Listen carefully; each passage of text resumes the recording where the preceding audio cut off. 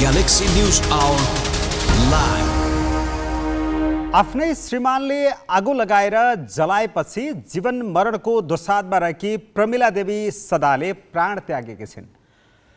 घरेलु हिंसाबाट पीडित मौत तरेकी प्रमिलालाई श्रीमान शङ्करले एक साता अघि जलाएर मार्ने प्रयास गरेको पीडितका आफन्तको भनाइ छ। उपचारको क्रममा काठमाडौँको कृतिपुर अस्पतालमा प्रमिलाले देह त्याग गरिन्। वैदेशिक रोजगारीबाट फर्किएका पतिले प्रमिलालाई यातना दिँदै आएको घटनाक्रमले देखाएको छ। प्रमिलाको मृत्युले नेपाली समाजमा वैदेशिक रोजगारीले निम्ताएको घरेलु हिंसाको विरूप चित्रलाई फेरि सतहमा ल्याएको छ। वैदेशिक रोजगारीमा रहेका पुरुषले श्रीमतीलाई शङ्काको दृष्टिले हेर्ने र त्यही न्युमा मानसिक र शारीरिक यातना दिने गरेका घटना दिनहुँ बढिरहेका छन्। सरकारी निकाय र गैर सरकारी संस्था समेत हिंसा न्यूनीकरणका विभिन्न अभियान चलाइरहेका छन्। महिलामाथि हुने हिंसाका विरुद्ध कडा कानुन र सजायको व्यवस्था पनि छ, तर अत्याचार कम भएको छैन। कानुन मात्र बनाएर यस्ता हिंसा रोकिँदैनन्। सामाजिक प्रतिष्ठा गुम्ने डर र पारिवारिक दबावका कारण एक त पीडित महिला उजुरी गर्नै अघि सर्दैनन्। उजुरी गरिहाले पनि अदालतमा पुगेका मुद्दा छिनोफानो हुन वर्षौं लाग्ने भएकाले पीडितहरू घरभित्रै थप पीडा सहन बाध्य हुन्छन्। न्युज आवरमा आज हामी पारिवारिक हिंसाको शिकार बनेकी महिला मृत्युको मुखमा पुगेको प्रसङ्गदेखि नागरिकता विधेयकमा राष्ट्रपतिले उठाएका सवालमा विभिन्न राजनीतिक पक्षका दृष्टिकोण प्रस्तुत गर्नेछौँ।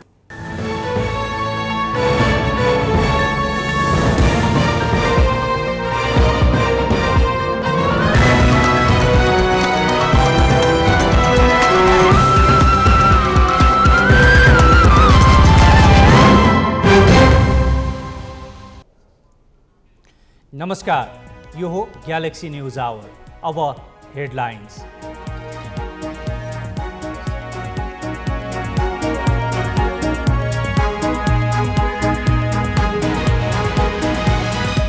राष्ट्रपतिले फिर्ता पठाएको नागरिकता विधेयकबारे सत्तापक्ष अनिडित। शीतल निवासको सन्देशबारे भोलि नै सदनलाई जानकारी गराइने एमाले भन्छ, सहमति खोजौं। संघीय संसद र सरकारमा भएकै दलका नेता प्रदेश सरकारका तर्फबाट आन्दोलनमा। मधेस सरकारका मन्त्रीहरू 2 दिनदेखि धरनामा। काठमाडौँमा फागुनदेखिको फोहोर थुप्रिँदा समेत प्रधानमन्त्री र मन्त्रीहरूको बेवास्ता। महानगर प्रमुख शाहको प्रयासमा उल्टै सत्तारूढ दलको व्यवधान। तालिबान विद्रोहीले सत्ता कब्जा गरेपछि अफगानिस्तान झन आर्थिक र मानवीय सङ्कटतर्फ। 1 वर्षमा 160 गैरन्यायिक हत्या। महिलालाई बन्देजमाथि बन्देज। र राष्ट्रिय फुटबल टोलीका मुख्य प्रशिक्षक अलमुताइरीलाई हटाउने इन्फाको सङ्केत। विदामै रहेका बेला थालियो छानबिन।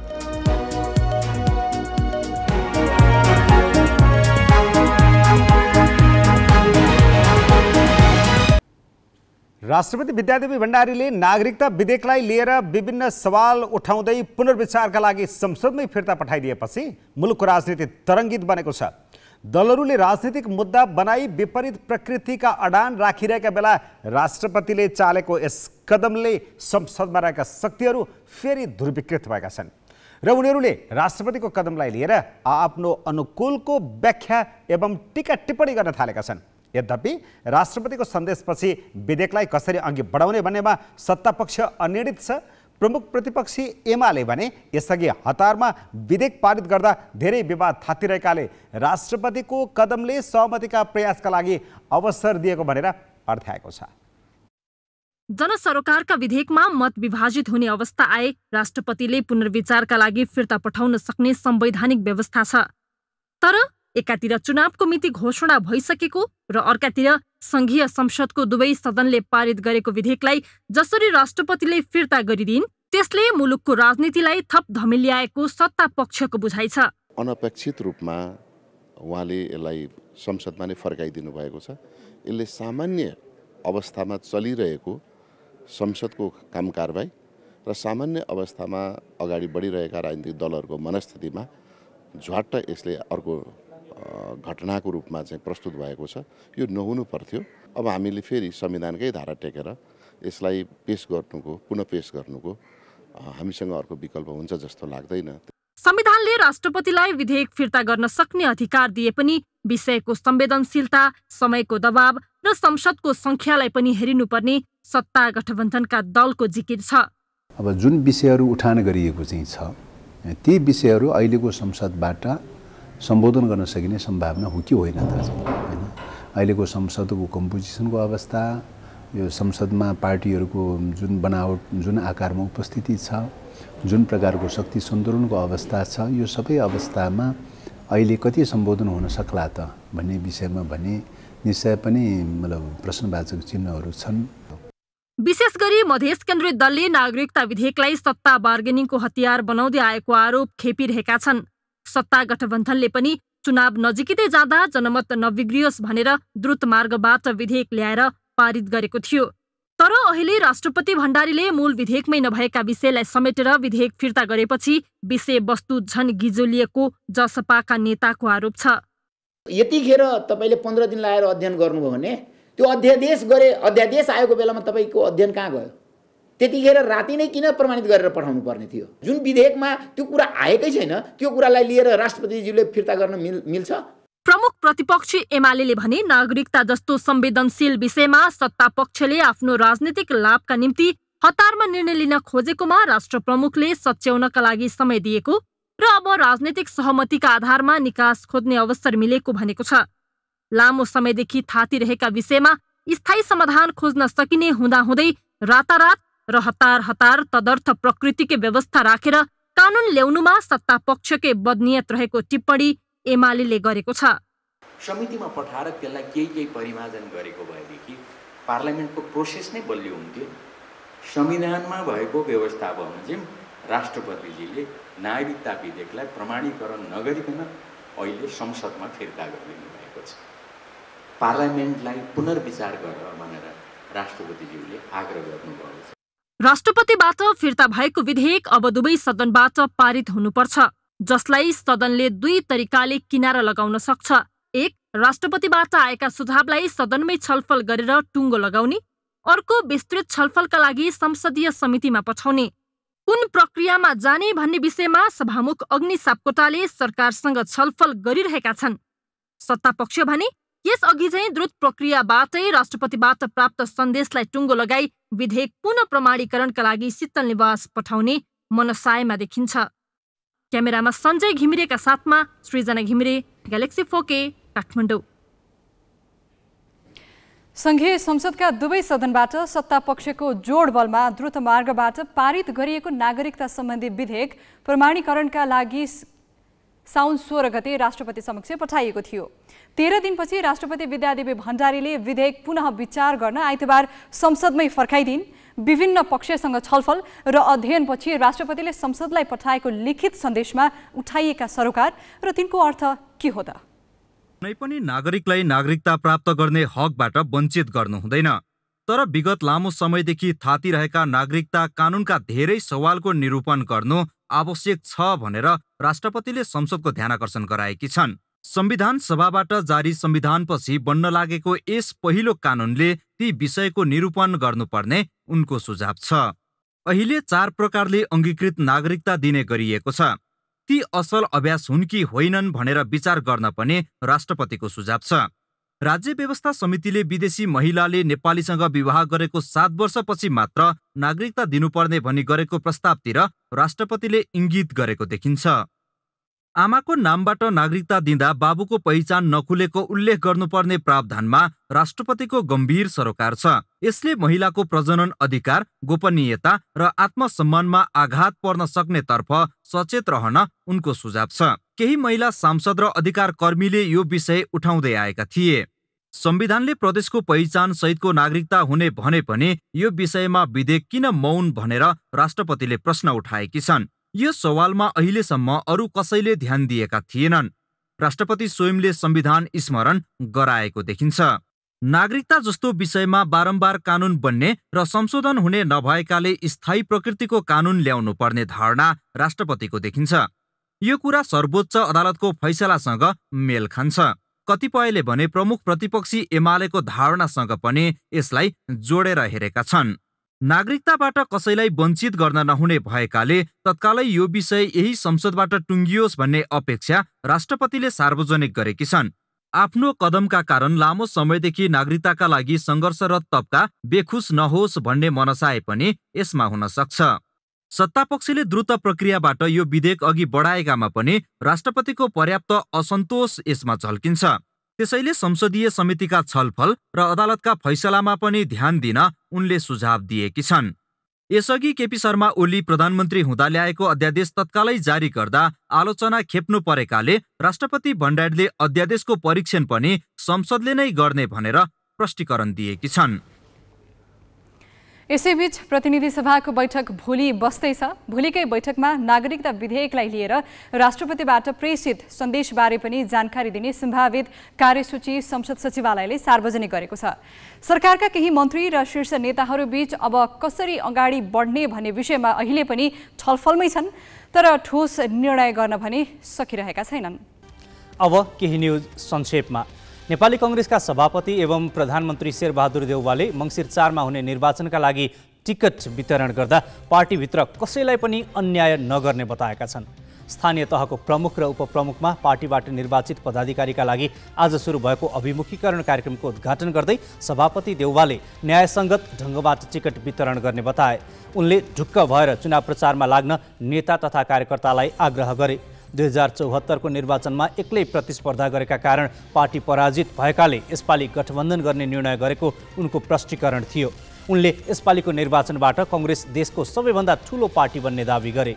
देउवाले स्थानीय तहमा निर्वाचित पार्टीका पदाधिकारीलाई मतदाताको मन जित्ने गरी काम गर्न निर्देशन दिए। उनले गठबन्धन छ भनेर ढुक्क नहुन पनि भनेका छन्।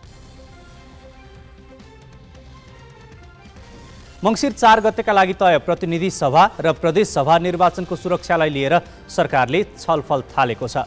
सरकारले निर्वाचनको सुरक्षाका लागि अवलम्बन गर्ने रणनीति तथा जनशक्तिका विषयमा छलफल सुरु गरेको हो। गृहमन्त्री बालकृष्ण खाँडको अध्यक्षतामा आज केन्द्रीय सुरक्षा समितिको बैठक बसेको छ। बैठकमा निर्वाचनको सुरक्षामा आइपर्ने चुनौती, त्यसको सामनाका लागि चाल्नुपर्ने कदम लगायत विषयमा छलफल भएको गृह मन्त्रालयका प्रवक्ता फणीन्द्र मणि पोखरेलले जानकारी दिए। बैठकले 4 वटै सुरक्षा निकायलाई निर्वाचन सुरक्षा कार्ययोजना पेश गर्न निर्देशन दिएको छ। कानुन मन्त्री गोविन्द बन्दीले आमरण अनसनरत निहारिका राजपूतलाई न्याय दिलाउन सरकारले भरमग्दुर प्रयास गर्ने बताएका छन्। आज त्रिवी शिक्षण अस्पताल पुगेर निहारिकालाई भेटेपछि मन्त्री बन्दीले न्याय दिलाउन सरकारका तर्फबाट कोसिस गर्ने बताएका हुन्। मन्त्री बन्दीले निहारिकाकै माग बमोजिम महान्यायाधिवक्ता कार्यालय मार्फत उच्च अदालतको अबको पेशीमा डिएनए परीक्षणको माग राख्ने बताएका छन्। सरकारी वकिलका तर्फबाट डिएनए परीक्षणको माग गरेर कानुनी तवरबाट नै निहारिकालाई न्याय दिलाउन सरकार प्रयासरत रहेको मन्त्री बन्दीको भनाइ छ। नेपालमा कोरोनाका सक्रिय संक्रमितको संख्या 5300 नागेको छ। पछिल्लो 24 घण्टामा 3155 पीसीआर परीक्षणमा 427 जनामा कोभिड पुष्टि भएको छ। त्यस्तै 2582 एन्टिजेन परीक्षणमा 461 जनामा संक्रमण देखिएको छ। स्वास्थ्य मन्त्रालयका अनुसार सक्रिय संक्रमितको संख्या 5387 पुगेको छ। 474 जना संक्रमण मुक्त भएका छन्। कोभिडका कारण थप 1 जनाको मृत्यु भएको छ। पर्यटन मन्त्री जीवनराम श्रेष्ठले पदयात्रा सूचना व्यवस्थापन प्रणाली टिम्सलाई व्यवस्थित र प्रभावकारी बनाइने बताएका छन्। Trekking agency association of Nepal टानको 44औं वार्षिक साधारण सभाको आज काठमाडौँमा उद्घाटन गर्दै मन्त्री श्रेष्ठले पर्यटन व्यवसायीसँग छलफल गरेर टिम्सको समस्या सक्दो चाँडो समाधान गरिने बताए। उनले अहिले आरोहणमा नरहेका 5800 मिटरदेखि 8000 मिटर उचाइका हिमालमा आरोहण अनुमतिको लागि मन्त्रालयले योजना अगाडि बढाएको जानकारी दिए। कार्यक्रममा ट्रेकिङ व्यवसायीले कोभिडबाट थलिएको पर्यटन व्यवसायको लागि नीतिगत सुधारको साथै योजनाबद्ध कार्यक्रम अगाडि बढाउनु पर्नेमा जोड दिए। टानमा नयाँ नेतृत्व चयनको लागि आज मतदान भएको छ। अध्यक्षको लागि 3 जना प्रतिस्पर्धामा छन्। नेपाल उद्योग परिसङ्घले पूर्वाधार सम्मेलन गर्ने भएको छ। परिसङ्घले भौतिक पूर्वाधार तथा यातायात मन्त्रालयसँगको सहकार्यमा भदौ 23 र 24 गते पूर्वाधार सम्मेलन गर्ने भएको हो। परिसङ्घले आज पत्रकार सम्मेलन गरी विदेशी लगानी आकर्षित गर्ने लक्ष्यसहित सम्मेलन गर्न लागि जानकारी दिएको छ। विकासका लागि पूर्वाधार नारा तय गरिएको सम्मेलनमा लगानी बोर्डले अध्ययन गरेका योजना समेत प्रस्तुत गरिनेछन्। सम्मेलनमा पूर्वाधार निर्माणमा देखिएका समस्या र अवसरमाथि छलफल हुनेछ। परिसङ्घले यसअघि 3 पटक पूर्वाधार सम्मेलन गरेको थियो। 5 दिन लगातार घटेको सेयर बजार परिसूचक आज 55.88 अङ्कले बढेको छ।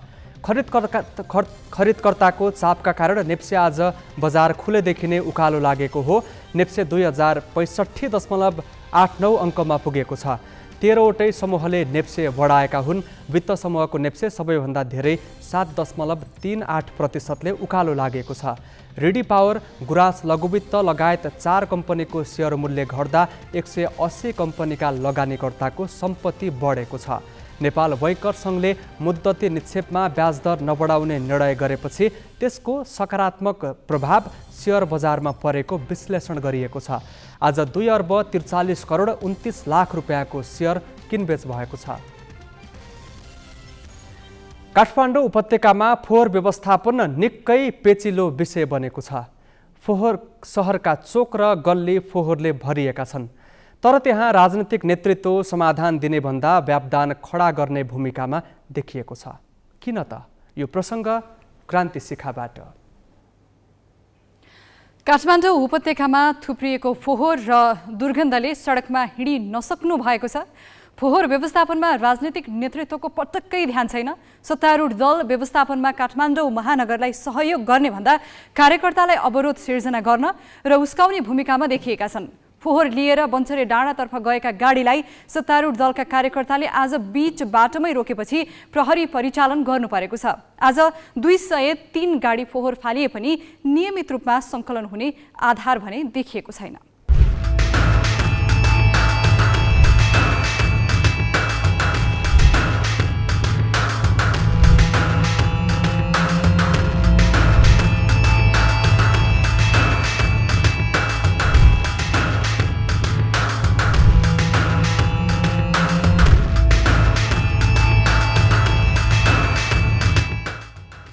यो देशको संघीय राजधानी काठमाडौँको ताजा अनुहार हो। काठमाडौँमा जताततै फोहोरका डङ्गुर थुप्रिएका छन्। खोला नाला थप विषाक्त बनेका छन्। फागुनदेखि राम्रोसँग उठ्न नसकेको फोहोरको थुप्रो रोगको कारखाना बन्न सक्ने जोखिम हुँदा पनि यी दृश्यले प्रधानमन्त्री, मन्त्री र राजनीतिक दलको नेतृत्वलाई छोएको छैन। फोहोर नदेखेका होइनन्, उनीहरू दिनौँ फोहोरको गन्ध सुँघेरै ओहोर दोहोर गर्छन्। तर बहुआयामिक समस्याको स्रोत बनेको फोहोरलाई निकास दिन राजनीतिक तहबाट कुनै पहल कदमी भएको छैन। सत्तारूढ नेपाली काङ्ग्रेसका सांसदले आइतबार संसद बैठकमा यसबारे प्रश्न उठाए। यो फोहोर पनि सबै राजनीतिक पार्टी मिलेर सरकारले फोहोर छिटो उठाउनु पर्यो। त्यो मेयरलाई पनि सहयोग गर्नु पर्यो। त्यो मेयर पनि जनताले भोट हालेर जिताएको मेयर हो नि। मान्य सदस्य, समय सक्यो। 1 मिनट। आज तपाईँ नै सहमुख हुनुभएको छ, धन्यवाद। आज त्यसैले 1 मिनट मेरो समय चाहियो। त्यसैले म के माग राख्न चाहन्छु भने फोहोरमा राजनीति नगरौँ। काठमाडौँ उपत्यकामा दैनिक 1100 टन फोहोर उत्सर्जन हुन्छ। भक्तपुर बाहेक नगरपालिकाबाट उत्सर्जन हुने फोहोर वैशाखसम्म सिस्डोलमा व्यवस्थापन हुन्थ्यो। जेठदेखि बन्चरे डाँडामा बनाइएको दीर्घकालीन ल्यान्डफिल्ड साइटमा व्यवस्थापन हुँदै आएकामा साउन 4 गतेदेखि ठप्प भयो। सुरुमा बाटो बनाउन भनी 1 साताका लागि महानगर आफैले फोहोर लगेन। त्यसपछि 17 वर्षदेखिको माग पूरा नभएको भनी स्थानीय आन्दोलित भए र फोहोर सडकमै थुप्रो लाग्यो। सरकार, काठमाडौँ महानगरपालिका र सिस्डोल बन्चरे डाँडावासी बीचको विवाद हठात सुरु भएको होइन। झन्डै 17 वर्षदेखि यो सिलसिला जारी छ। पछिल्लो 1 वर्षमा मात्रै 20 पटक भन्दा बढी त्यस क्षेत्रका नागरिक आन्दोलित भइसकेका छन्। उपत्यकाको फोहोरले गाउने रोगको कारखाना बनेपछि आन्दोलन त्यहाँका नागरिकको बाध्यता बनेको छ। पछिल्लो पटक जेठ 26 गते राति काठमाडौँ महानगरसँग लिखित सम्झौता भएको थियो। ल्यान्डफिल्ड साइट क्षेत्रका स्थानीयले 27 गते शहरी विकास मन्त्रालयसँग सम्झौता गरे, जसमा शिक्षा, स्वास्थ्य र रोजगारीका विषयमा साथै EIA प्रतिवेदनका आधारमा जग्गा अधिग्रहण गर्ने भनिएको थियो। तर सम्झौता कार्यान्वयनमा सरकार र महानगर इमान्दार भएनन्। यो किन भन्दाखेरि समाज बनाउने हो। राज्यले अहिलेको लिडरसिपले यो राज्य बनाउने, उहाँहरू समाज बनाउने, यहाँको समस्यालाई सुल्झाउनेमा होइन, उहाँहरू बल्झाउनेमा गइरहेछन्। उहाँहरू एकदम यथार्थ भन्ने हो भने एउटा चाहिँ यहाँको चाहिँ स्वतन्त्र उम्मेदवारहरूसँग आज डराएर यो राज्य यहाँका चाहिँ प्रधानमन्त्रीहरू मन्त्रीहरू यहाँका पार्टीहरू यो समस्यालाई उहाँहरूको पार्टीको निर्णय गरेर भन्चरे डाँडामा फोहोर फाल्न नदिनेसम्म चाहिँ उहाँहरू चाहिँ निर्णय गरेर सामाजिक सञ्जालमा चाहिँ यो दिन्छ भन्दाखेरि यो जस्तो विडम्बना तपाईँको उहाँहरूकै प्रधानमन्त्री छ, उहाँहरूकै मन्त्रीहरू छ, उहाँहरूकै जिम्मेवारी हो त्यही पार्टीहरूको। अहिले सिस्टोल बन्चरेवासी आन्दोलित भएर मात्रै फोहोर व्यवस्थापनमा समस्या भएको होइन। बन्चरे डाँडा जाने बाटो हिलाम्य छ। 60 मिटर बाटो त फोहोर सम्याएर बनाइएकाले कन्टेनर जानै सक्दैनन्। अर्कातिर शहरी विकास मन्त्रालयले वर्षायाममै 3 पिप्लेदेखि बन्चरे डाँडासम्मको सडक विस्तार गर्दैछ। काठमाडौँ महानगरले साउन 1 देखि वर्गीकरण गरेर नकुइने फोहोर मात्र बन्चरे डाँडा लैजाने भन्यो, तर वर्गीकरण गर्न सकेन। फोहोर बोकेका कन्टेनरले खसाल्ने लिचेड र दुर्गन्धका कारण स्थानीय थप आक्रोशित छन्। कानुनले फोहोर मैला व्यवस्थापनको जिम्मा स्थानीय तहलाई दिए पनि काठमाडौँ उपत्यकाको हकमा सङ्घीय सरकार पनि संलग्न छ। बन्चरे डाँडा ल्यान्डफिल साइट सङ्घीय सरकारले नै बनाएको हो, तर फोहोर व्यवस्थापनमा अवरोध हुँदा महानगर बाहेक अरू निकाय कानमा तेल हालेर बसेका छन्। महानगर प्रमुख बालेन्द्र शाहको प्रयासले मात्र फोहोर व्यवस्थापन सम्भव नदेखिएकामा सत्तारूढ दल भने कार्यकर्तालाई अवरोधका लागि उकासिरहेका छन्। सोमबार फोहोर लिएर गएका गाडीमाथि सत्तारूढ दलका कार्यकर्ताको अवरोध हटाउन प्रहरी परिचालन गर्नु परेको छ। क्यामेरामा सुशील बाजकोटा र सञ्जय घिमिरेका साथ अमृत केसी र अक्षर काकाको रिपोर्ट। काठमाडौँमा फोहोर थुप्रिँदा यहाँका जनप्रतिनिधि के गरिरहेका छन् र सङ्घीय सरकारलाई किन झकझक्याउँदैनन् भनेर हामीले कङ्ग्रेस महामन्त्री तथा काठमाडौँ 4 का सांसद गगन थापालाई सोधेका छौँ। त्यो बेलामा काठमाडौँको फोहोर धादिङ नुवाकोटको विभिन्न ठाउँमा लगेर जुन हामी फ्याँक्छौँ, त्यो ठाउँको स्थानीय जनप्रतिनिधि र काठमाडौँको बिचमा केही सम्झौताहरू भए, सङ्घको सरकारले पनि केही सम्झौताहरू गर्यो। कहिलेकाहीँ हामीले गरेको सम्झौताहरू चाहिँ कसैले नचाहेर होइन, हाम्रो जुन खालको प्रक्रिया छ होइन, हामी बाटो बनाउने भनेर भन्यौँ, बर्खा छ, बाटो समय बन्न गाह्रो पनि छ, सार्वजनिक खरिदको प्रक्रियाहरू पुरा गर्नुपर्ने हुन्छ भनेको समयमा काठमाडौँ महानगरपालिकाले चाहँदा पनि कतिपय कुराहरू समयमा नभएको होला, सङ्घको सरकारले चाहेर पनि नभएको होला। त्यसैले एउटा बलियो अनुगमनको संयन्त्र बनाऊँ। जस्तो त्यो अनुगमनको संयन्त्रमा बरु चाहिँ के गरे हुन्छ भने काठमाडौँको पनि सांसद राखौँ, धादिङको पनि सांसद राखौँ, कार्यकारी जिम्मेवारी लिनुभएकोहरूले काम गरिराख्नु भएको छ। अनुगमन पनि भनौँ, त्यसलाई सहजीकरण पनि भनौँ, जसले गर्दा धादिङको सांसद, काठमाडौँको सांसद अरू ठाउँबाट हामी एक ठाउँमा बसेर कहीँ अप्ठ्यारो भयो भने त्यसलाई गाँठो फुकाउने काम पनि गर्छौँ। कुनै निकायलाई बल पुर्याउनु पऱ्यो बल पनि पुर्याउँछौँ, आवश्यकता पऱ्यो भने प्रधानमन्त्रीलाई झकझकाउँछौँ, आवश्यकता पऱ्यो भने शहरी विकास मन्त्रीलाई। यसरी अलिकति काम गऱ्यौँ भनेदेखि सजिलो हुन्छ भनेर मैले त्यो बेलामा चाहिँ एउटा संयन्त्र बनाउँ न, त्यो संयन्त्र हामी बरु सबैलाई राखौँ। त्यसो गऱ्यो भने डे टु डे काम हुन्छ। नभएदेखि के हुन्छ भने अब मेरो पुरानो काम गर्दाखेरिको अनुभव, अब अलिकति सङ्कट परेको बेलामा सम्झौताहरू तत्काल हुन्छ, अनि त्यसपछि गएर त्यो सम्झौता गर्ने पक्षलाई हामी यत्तिकै छोडिदिन्छौँ क्या।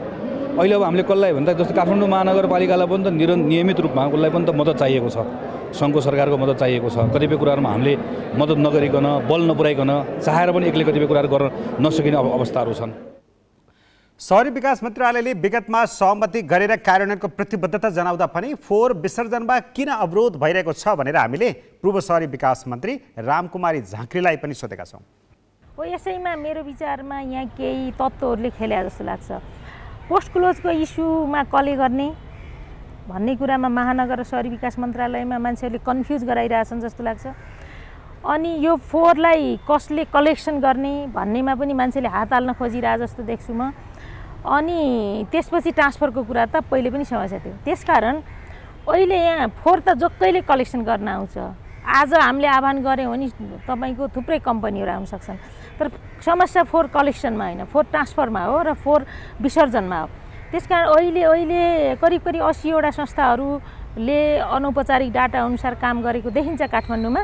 काठमाडौँ महानगरपालिकामा 32-34वटा संस्थाहरूले काम गर्छन्।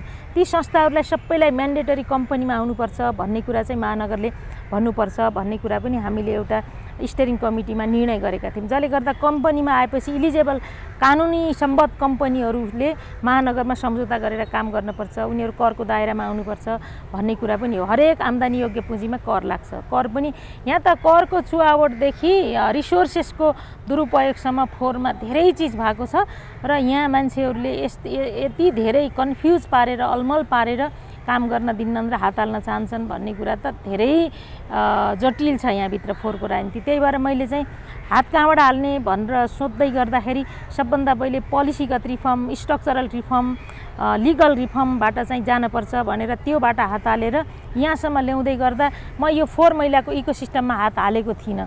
किनभने यहाँ हाल्यो भने सफल भइँदैन। किनभने यहाँनिर फोहोरका धेरै डनहरू छन्, कामै गर्न दिँदैनन्, उनीहरूले फोहोर नउठाइदिएर हैरान पारिरहेका हुन्छन्।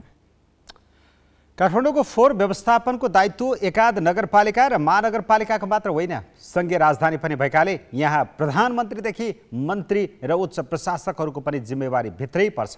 तैपनि सम्पूर्ण जिम्मेवारी एकजना महानगर प्रमुखको थाप्लोमा छाडेर बाँकी सबैले रमिता हेरिरहेका छन्, जुन लाजमर्दो अवस्था हो। अब केही न्युज संक्षेपमा। भारतले आज 76औं स्वतन्त्रता दिवस मनाएको छ। बेलायतको उपनिवेशबाट मुक्त भएको उपलक्ष्यमा हरेक वर्ष अगस्त 15मा भारतमा राष्ट्रिय स्वतन्त्रता दिवस मनाउने गरिन्छ। स्वतन्त्रता दिवसको अवसरमा लाल किल्लामा आयोजित विशेष कार्यक्रममा प्रधानमन्त्री नरेन्द्र मोदीले राष्ट्रिय झण्डा फहराउँदै राष्ट्रका नाममा सम्बोधन गरे। उनले भारत लोकतन्त्रको जननी भएको बताएका छन्। मोदीले राष्ट्रिय एकतालाई अझ बलियो बनाउँदै भारत र भारतीय नागरिकलाई विश्वभर चिनाउने कार्यमा लाग्न सबैलाई अपिल समेत गरेका छन्। भारतको स्वतन्त्रता दिवसका अवसरमा विभिन्न देशका राष्ट्र तथा सरकार प्रमुखले शुभकामना दिएका छन्। अमेरिकी नेताहरूले ताइवानको भ्रमण गरेपछि चीनले पुनः ताइवान नजिक सैन्य अभ्यास थालेको छ। अमेरिकी सभामुख न्यान्सी पेलोसीको भ्रमणपछि साता लामो अभ्यास गरेको चीनले आज फेरि सैन्य अभ्यास थालेको हो। सिनेटर एड मार्कीको नेतृत्वमा 5 अमेरिकी सांसद हिजो ताइपे पुगेका थिए। अमेरिकी टोलीले आज राष्ट्रपति वेनसँग भेटवार्ता गरेको छ। अमेरिकी टोली र ताइवानी राष्ट्रपति साई इङ वेन बीच भेटवार्ता भइरहेका बेला चिनिया सेनाले ताइवान वरपरको समुद्री र हवाई क्षेत्रमा सैन्य गस्ती र लडाईँ अभ्यास गरेको हो। अमेरिकाले ताइवान र चिनिया क्षेत्रमा शान्ति बिथोल्न खोजेको चीनको आरोप छ। सांस्कृतिक पर्व गाई जात्रा सकियो, तर राजनीतिमा सधैँ चलिरहन्छ। सरकारमै बसेर आन्दोलन गरेर मधेस प्रदेशका मन्त्रीहरू यस्तै गाई जात्रा देखाइरहेका छन्। प्रदेश मात्रै होइन, सङ्घीय संसद र सरकारमा समेत आफ्नै पार्टी रहेका बेला उनीहरू सरकारी पदमा यथावत बसी धरना दिइरहेका छन्। वाँकी निमेश बन्जाडेबाट। अहिले केन्द्र सरकार विरुद्ध मध्य प्रदेश सरकार आन्दोलनमा छ। प्रहरी समायोजनमा बदनियत राखेको आरोप लगाउँदै मध्य सरकारका मन्त्री र प्रदेश सभा सदस्यहरू केन्द्र सरकार विरुद्ध आन्दोलनमा उत्रिएका हुन्। केही दिनदेखि आन्दोलनको चेतावनी दिँदै आएका मुख्यमन्त्री, मन्त्री र सांसदले हिजोदेखि त 2 घण्टा धरना नै सुरु गरेका छन्। पहिलो चरणको आन्दोलन अन्तर्गत प्रदेश प्रमुखको निजी सचिवालय परिसरमा 7 दिन धरना दिने उनीहरूको तयारी छ। प्रहरी समायोजनका विषयमा झन्डै 5 वर्ष मौन बसेको प्रदेश सरकार चुनावको मुखमा आन्दोलनमा उत्रिनुलाई राजनीतिक लाभ लिने नियतका रूपमा अर्थ्याउन थालिएको छ। मध्य प्रदेश सभा स्थापनाको 6 महिनाभित्रै मध्य प्रदेश सरकारले प्रदेश प्रहरी सम्बन्धी विधेयक पारित गर्यो। त्यसपछिका 4 वर्षसम्म प्रदेश सरकार करिब मौन रह्यो। तर प्रतिनिधि सभा र प्रदेश सभाको चुनाव घोषणा भएपछि प्रहरी समायोजनको विषयलाई प्रदेश सरकारले चर्को गरी उठाउन थालेको हो। प्रदेश सरकारको माग उचित भए पनि चुनाव घोषणा लगत्तै आन्दोलन थाल्नुले निर्वाचनमा लाभ लिन खोजिएको रूपमा व्याख्या हुन थालेको छ। केन्द्रीय सरकारमा एउटा यस्तो तत्त्व बसिरहेको छ जसले प्रदेशहरूबारे अहिले पनि अनुदार दृष्टिकोण राखेका छन्। यो एउटा पक्ष त भयो, तर सँगसँगै अहिले आएर यो सरकार नै अब आफै प्रदेश सरकार आफै धरनामा बस्नुपर्छ। यो अहिले चुनावी माहौललाई पनि क्याच गर्ने एउटा प्रयत्नको रूपमा यसलाई देख्न सकिन्छ। जनता समाजवादी पार्टी नेतृत्वको मधेस सरकारका मन्त्रीहरू नै आन्दोलनमा उत्रिरहँदा सोही पार्टीबाटै केन्द्र सरकारमा रहेका मन्त्रीहरू भने मौन छन्। एउटा सरकारमा बसेर अर्को सरकार विरुद्ध नै आन्दोलन गर्दा जसपाबाट मन्त्री बनेकाहरूको नैतिकता माथि पनि प्रश्न उठेको छ। प्रदेश प्रहरीको मुद्दामा सरकारको नेतृत्व गरिरहेको दल एकल ढङ्गले लाभ लिने गरी अघि बढेको विपक्षी दलको बुझाइ छ। यत्रो चाहिँ तपाईको विकास निर्माणका कुराहरूमा ज्यादती भइरहेको छ, कर्मचारीले बताउँछ त्यसमा कुरै नगर्ने, अनि यो चुनाव घोषणा भइसकेपछि तपाई आन्दोलनको काम गर्ने। ठिक छ, आन्दोलन गर्नुपर्छ, गर्नुपर्दथ्यो पनि, तर हामीसँग छलफल नगर्ने, माथि पनि तपाईँकै सरकार, तल पनि तपाईँहरू नै सरकारमा, अनि कसको विरुद्धमा यो चाहिँ नौटंकी गर्न खोज्नु भएको हो? यो नौटंकी हो, यो जनतालाई भ्रममा पार्न खोजेको छ। त्यसैले हामीलाई नसोधेकोले, हामीसँग कुनै छलफल नगरेकोले हामी त्यसमा चाहिँ सहभागी भएनौं।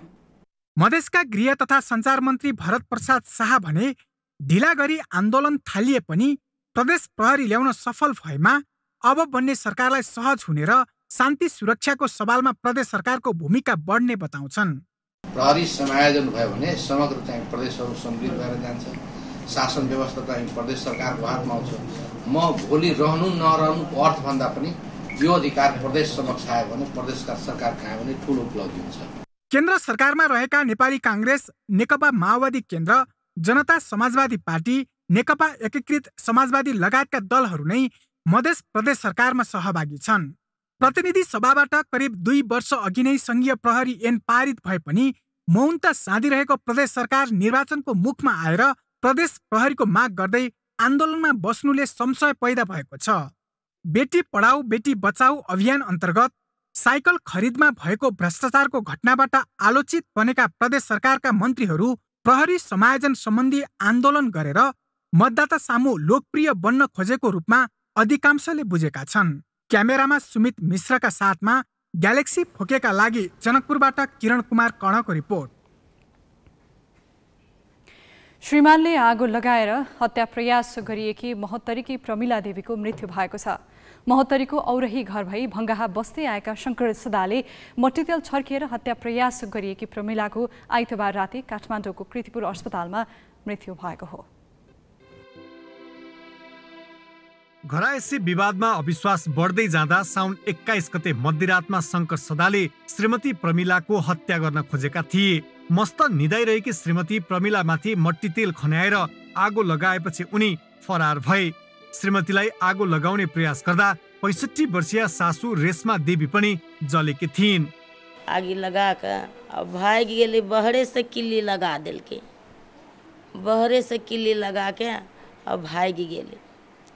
अब घर में चिचियाई छी, अड़ोसिया पड़ोसिया सबसे सब, तो वो करे सबके जनल कैसे कैला ही घर में आदमी चिचियाई है, तो वही से अली तक घर के किल्ली खोलल कई, तब बाहर निकलली हमसे, ताले तो जड़ी गेली थी लगेली।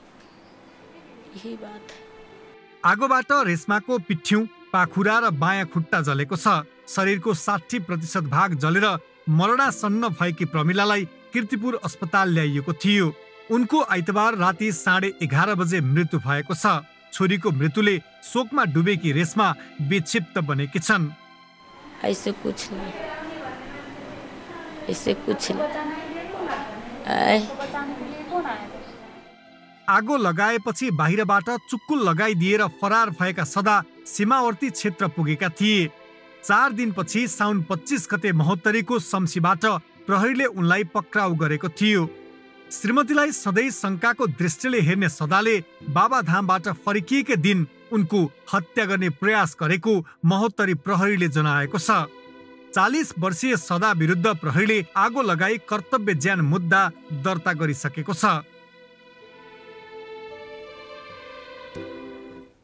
सशस्त्र प्रहरीको दार्चुलाको खलङ्गा स्थित गढमा 239 जनाको दरबन्दी छ। गणपति त्रिभुवन विष्टले जेठमा गढका 145 प्रहरीलाई एकसाथ बिदामा घर पठाए। यो सूचना सञ्चार माध्यममा पुग्यो। सूचना दिएका वरिष्ठ हवलदार नरेश सिंह साहू अहिले सशस्त्र प्रहरीको प्रधान कार्यालयको हिरासतमा छन्। संगठनभित्र भएको अनियमितता बाहिर ल्याए बापत 1 जना सुरक्षाकर्मी संगठनबाटै कारबाहीको भागीदार हुनु परेको हो। वरिष्ठ हवलदार नरेश सिंह साहू विरुद्ध सशस्त्र प्रहरीले आन्तरिक गोप्य सूचना तथा हात हतियार गोलीगट्ठा सहितको आन्तरिक जनशक्ति विवरण खुल्ने गरी सूचना प्रकाशित गरेको आरोप लगायो। उनी विरुद्ध विशेष अदालतमा असार 22 गते सर्वस्व सहित जन्म कैदको माग गरी मुद्दा दायर भयो। उनी अहिले पूर्वपक्षका लागि थुनामा छन्। गढका आधा भन्दा बढी प्रहरीलाई बिदामा पठाएर राशन बापतको र अन्य रकम हिनामिना गरेको आरोप लागेका गणपति त्रिभुवन विष्टलाई भने संगठनले कुनै कारबाही गरेको छैन। सशस्त्र मुख्यालयले उनीहरू विरुद्ध आन्तरिक रूपमा अनुसन्धान भइरहेको भने पनि औपचारिक रूपमा प्रतिक्रिया दिन भने चाहेको छैन। अनियमितताको आरोप लागेका अधिकृतलाई उन्मुक्ति दिएर अनियमितताको सूचना बाहिर ल्याउने तल्लो तहका कर्मचारीलाई कारबाही गरेको भनेर यतिखेर सिङ्गो संगठन नै आलोचित बनेको छ। भित्रको खाद्य अधिकारको अवस्था बाहिर चाहिँ दियो भनेर चाहिँ जुन दिन मिल्ने सूचनाहरू आम नागरिकलाई दियो भनेर चाहिँ उसलाई गलत आरोप लगाएर भित्रको खरखजना सम्बन्धीको आरोप लगाएर उसलाई फसाउन खोजेको छ, उसले न्याय पाउनुपर्छ। सूचनाको हक सम्बन्धी ऐनले सूचनादाताको संरक्षण गर्नुपर्ने व्यवस्था गरेको छ। दफा 29 मा प्रश्नसँग भनिएको छ, सार्वजनिक निकायमा भएको वा भइरहेको वा हुन सक्ने भ्रष्टाचार, अनियमितता र प्रचलित कानुन बमोजिम अपराध मानिने कुनै कार्यको सूचना दिनु सम्बन्धित सार्वजनिक निकायका कर्मचारीको दायित्व हुनेछ। उपदफा 2 र 3 मा सूचनादाताको संरक्षण गर्नुपर्ने व्यवस्था छ। सूचना दिएकै आधारमा कुनै किसिमका खतरा भए सूचनादाताको संरक्षण गर्नु राज्यको दायित्व हो। सूचनादातामाथि कुनै हानि नोक्सानी भए क्षतिपूर्ति समेत भराइदिनुपर्ने संविधानमै उल्लेख छ। यसैले खलङ्गा स्थित सशस्त्र प्रहरी बल 44 नम्बर गढका वरिष्ठ हवलदार नरेश सिंहमाथिको कारबाहीलाई जानकारहरूले संविधानमाथिको ठाडो प्रहार भनेका छन्। त्यो कुरासँग जोडेर आएको कुरालाई अहिले आएर अन्य मुद्दाहरूमा फसाउन पक्कै पनि हुँदैन हैन। अन्य मुद्दाहरूको सूचना दिएको छैन भने त्योसँग जोडेर यस्तो पनि सूचना दियो भनेर भन्न मिल्दैन हैन। त्यसैले यदि त्यो हो भने त सूचनादाताको जुन संरक्षण गर्ने भन्ने एउटा दफा छ नि सूचनाको हकले, त्यो नै वास्तवमा निष्क्रिय भएर जान्छ। त्यसैले त्यो अवस्था राख्नु भएन। त्यसैले अब ठुला हाकिमहरूले अथवा ठुला चाहिँ पोस्टमा भएका व्यक्तिहरूले तलको मानिसहरूलाई जथाभावी मुद्दा लगाउनु पनि भएन। त्यसैले त्यसमा मैले के भन्छु भन्दाखेरि यहाँहरूसँग अनुरोध पनि गर्छु कि एउटा निष्पक्ष छानबिन चाहिँ गरिदिनु पर्यो के वास्तवमा। सुरक्षा संगठन चेन अफ कमान्डमा चल्छ। संगठनमा अनुशासन पनि उल्लङ्घन गर्नु हुँदैन। यसो भनेर हाकिमको अनियमिततामाथि बोल्नै पाइँदैन भन्ने होइन। खलङ्गा स्थित गढका वरिष्ठ हवलदारलाई भएको कारबाहीले एकातिर इमान्दार सुरक्षाकर्मीको मनोबल गिरेको छ भने अर्कातिर अनियमितता गर्ने उच्च अधिकृतमाथि कारबाही नै हुँदैन भन्ने सन्देश गएको छ। दार्चुलाबाट राजेन्द्र सिंह धामी र क्यामेरामा विष्णु थापाका साथमा शिखा श्रेष्ठ, काठमाडौँ।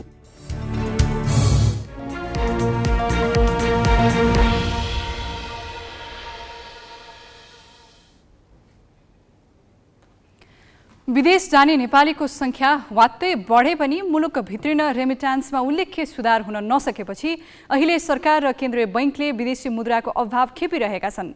यही कारण राष्ट्र बैंकले आज परिपत्र जारी गरेर विदेशबाट नेपालमा रेमिट्यान्स पठाउन सक्ने दैनिक सीमा 10 लाख रुपैयाँबाट बढाएर 15 लाख पुर्याएको छ। त्यसैगरी भिजा, मास्टरकार्ड, फोन पे जस्ता भुक्तानी प्रणाली सञ्चालकले जारी गर्ने कार्डमा पनि रेमिट्यान्स पठाउन पाउने सुविधा दिएको छ।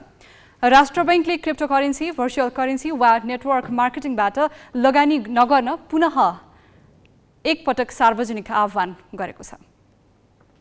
राष्ट्र बैंकले यसअघिका प्रतिबन्धात्मक व्यवस्थालाई अझ कडाई गर्ने गरी नयाँ सूचना जारी गरेर अनधिकृत सम्पत्तिमा लगानी नगर्न आह्वान गरेको छ। राष्ट्र बैंकले सोमबार जारी गरेको नयाँ सूचनाले नेपालमा बसोबास गर्ने नागरिक, फर्म, कम्पनी र संस्था मात्रै होइन, नेपालमा कार्यालय रहेका विदेशी संस्थालाई पनि यो नियम लागू हुने भनेको छ।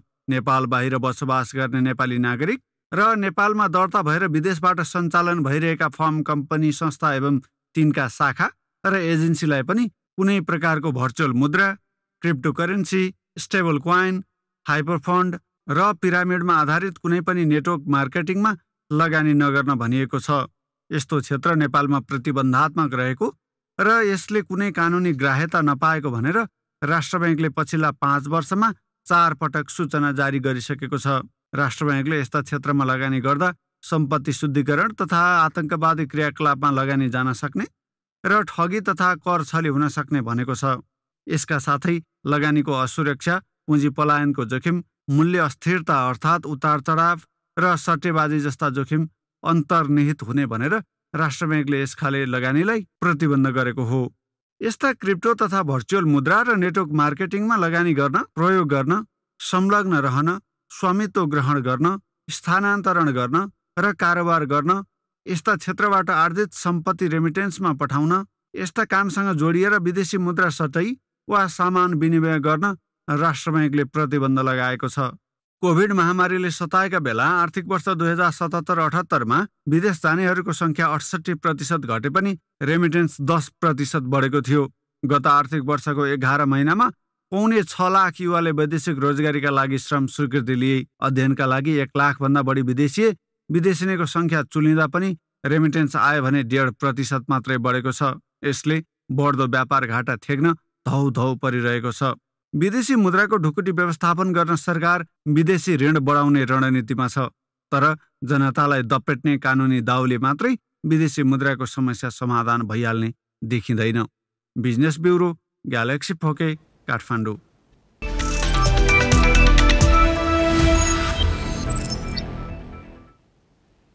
नेपाली राष्ट्रिय महिला फुटबल टोलीकी डिफेन्डर पूजा राणाले भदौ 21 देखि काठमाडौँमा हुने साफ च्याम्पियनसिप गुमाउने भएका छिन्। प्रशिक्षणका दौरान चोट लागेपछि पूजाले साफ च्याम्पियनसिप खेल्न नपाउने भएकी हुन्। प्रशिक्षणका क्रममा गोलरक्षकसँग ठोकिन पुग्दा पूजाको बायाँ खुट्टा भाँचिएको थियो। उनको ललितपुरको एक अस्पतालमा उपचार भइरहेको छ। सन् 2019मा विराटनगरमा भएको साफ च्याम्पियनसिपबाट राष्ट्रिय टोलीमा डेब्यू गरेकी पूजा टोलीमा निरन्तर पर्दै आएकी थिइन्। उनले विभागीय टोली नेपाल पुलिस क्लबबाट घरेलु लिग खेल्दै आएकी छिन्। बांग्लादेश विरुद्धको मैत्रीपूर्ण खेलका लागि अखिल नेपाल फुटबल संघ एन्फाले युगल किशोर राईलाई राष्ट्रिय फुटबल टिमको सहायक प्रशिक्षक र विनोद डङ्गोललाई गोलकिपर प्रशिक्षकको जिम्मेवारी दिएको छ। यो खेलका लागि एन्फाले यसअघि प्रदीप हुमागाईलाई प्रमुख प्रशिक्षक नियुक्त गरेको थियो। राष्ट्रिय टिमका पूर्व स्ट्राइकर युगलले गत वर्ष लिगमा हिमालयन शेर्पा क्लब सम्हालेका थिए। उनकै प्रशिक्षणमा धनगढी एफसी नेपाल सुपर लिगको फाइनलमा पुगेको थियो। मनाङ बर्साङ्दी क्लब का पूर्व गोलकिपर विरोध लिगमा मनाङकै गोलकिपर प्रशिक्षकको भूमिकामा थिए। मैत्रीपूर्ण खेल असोज 11 गते हुनेछ।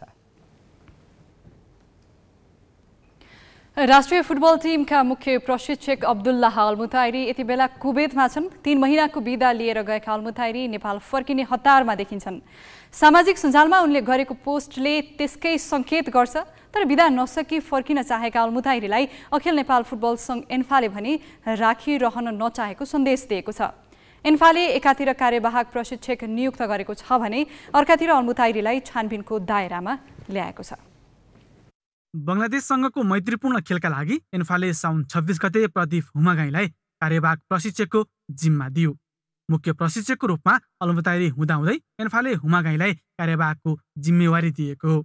खेलाडीसँगको विवादमा मुछिएका अलमुताइरी बारे सुरुमा टिप्पणी गर्ने हिम्मत समेत नगरेको भनेर आलोचित एन्फाको नयाँ नेतृत्वले अहिले उनलाई छानबिनको दायरामा ल्याएको छ। छानबिनको दायरामा हुनुहुन्छ, त्यसकारणले गर्दा उहाँलाई अहिले होल्ड गरिएको छ र अब अहिले यथास्थितिमा राखिएको छ हैन, र चाहिँ जिम्मेवारी उहाँलाई दिएको छैन, जिम्मेवारी नयाँ मान्छेलाई तोकिएको छ।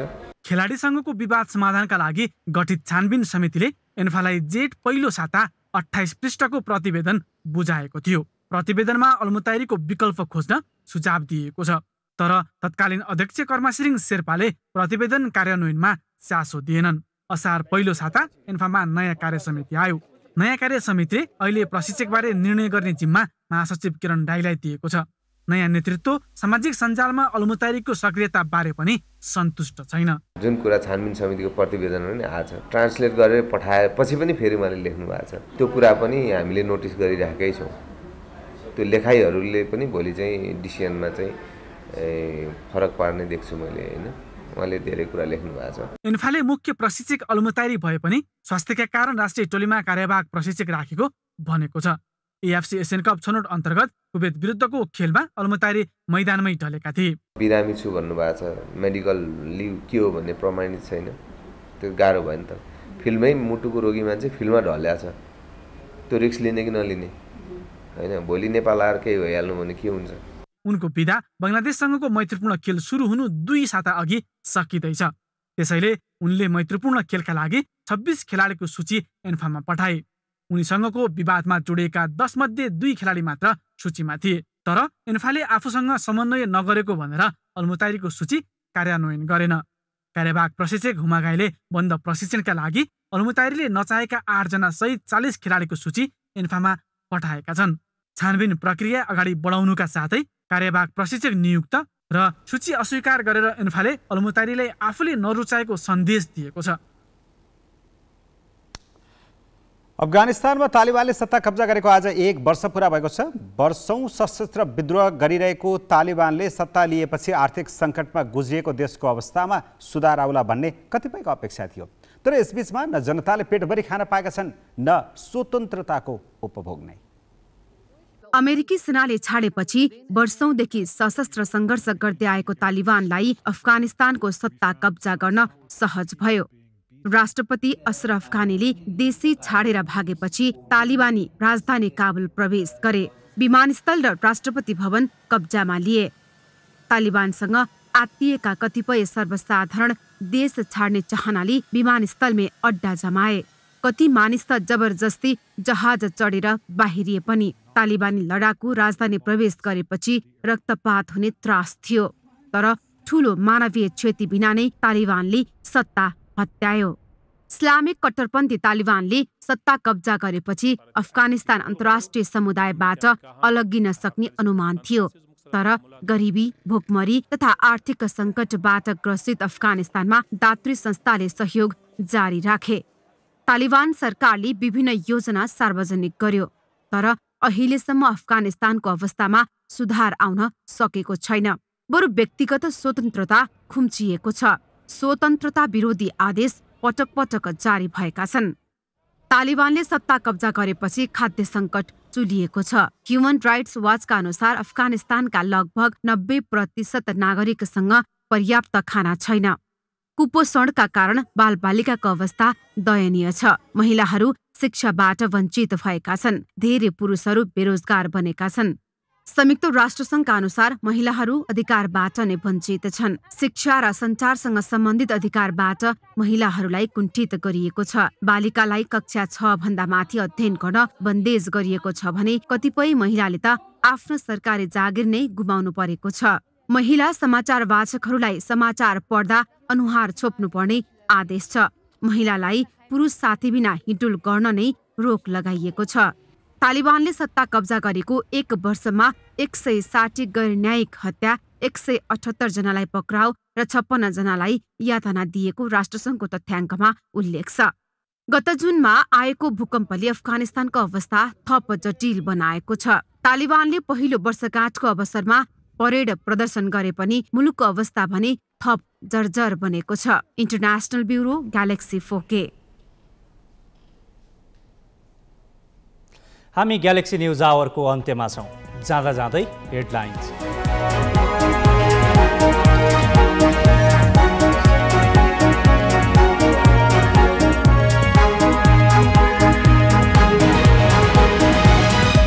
राष्ट्रपतिले फिर्ता पठाएको नागरिकता विधेयकबारे सत्ता पक्ष अनिडित। शीतल निवासको सन्देशबारे भोलि नै सदनलाई जानकारी गराइने एमाले भन्छ। सहमति खोजौं। संघीय संसद र सरकारमा भएकै दलका नेता प्रदेश सरकारका तर्फबाट आन्दोलनमा। मधेस सरकारका मन्त्रीहरू 2 दिनदेखि धरनामा। काठमाडौँमा फागुनदेखिको फोहोर थुप्रिँदा समेत प्रधानमन्त्री र मन्त्रीहरूको बेवास्ता। महानगर प्रमुख शाहको प्रयासमा उल्टै सत्तारूढ दलको व्यवधान। तालिबान विद्रोहीले सत्ता कब्जा गरेपछि अफगानिस्तान झन आर्थिक र मानवीय सङ्कटतर्फ। 1 वर्षमा 160 गैर न्यायिक हत्या, महिलालाई बन्देजमाथि बन्देज। र राष्ट्रिय फुटबल टोलीका मुख्य प्रशिक्षक अलमुताइरीलाई हटाउने इन्फाको सङ्केत। विदामै रहेका बेला थालियो छानबिन।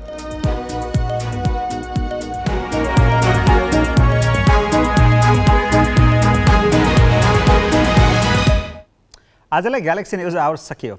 नमस्ते।